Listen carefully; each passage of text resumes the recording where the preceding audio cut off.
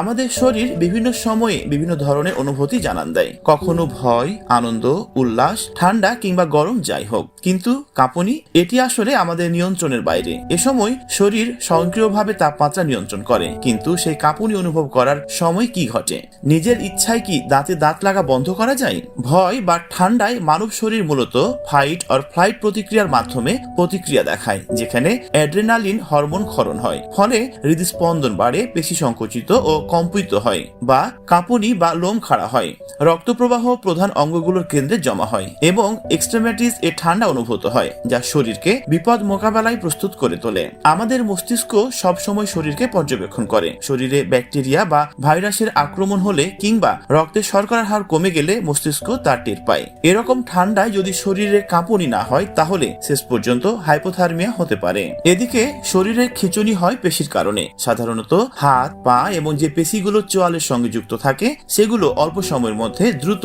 সংকুচিত ও প্রসারিত হয়। ঠান্ডার মুখোমুখি হলে আমাদের ত্বকের নিচে রক্তনালীগুলো সংকুচিত হয়ে পড়ে, যাতে ত্বক থেকে বেশি তাপ হারাতে না পারে। ফলে রক্ত সংবহন তন্ত্রে একটা পরিবর্তন আসে। দেহের জলীয় অংশ হঠাৎ খানিকটা বেড়ে যায়। সেটা বের করে দেওয়ার জন্য বারবার প্রস্রাবের বেগ চাপে। এছাড়া ত্বকের নিচে রক্তনালী সংকুচিত হওয়ার কারণে ত্বক প্রথমে লালচে, তারপর সাদা, সবশেষে নীল দেখাতে পারে। এরপরই শুরু হয় কাঁপুনি। শরীরে অ্যাড্রেনালিনের পরিমাণ বেড়ে গেলে কাঁপুনি হয়। তবে ভয় পেয়ে কাঁপুনি হলে বড় করে শ্বাস নিন এবং শান্ত থাকার চেষ্টা করুন। কাঁপুনি বন্ধ হয়ে যাবে। আপনার শরীর সামান্য ভেজা থাকলে ধীরে ধীরে তাপ কমবে এবং কাঁপুনি বন্ধ হবে। তবে মনে রাখবেন, ট্রেমর হলো সেই ধরনের কাঁপুনি যা স্নায়ুতন্ত্রের রোগ যেমন পার্কিনসন্স ডিজিজের সময় দেখা যায়। তবে পা, মাথা এবং পুরো শরীরেও এই ঝাঁকুনি হতে পারে। এটি যেমন বিরক্তিকর, তেমনি এর জন্য লেখা বা জামার বোতাম লাগানোর মতো অনেক সহজ কাজেও কষ্টসাধ্য হয়ে যায়। সাধারণত আমাদের শরীরের তাপমাত্রা 37 ডিগ্রি সেলসিয়াস থাকে। তাপমাত্রা কমে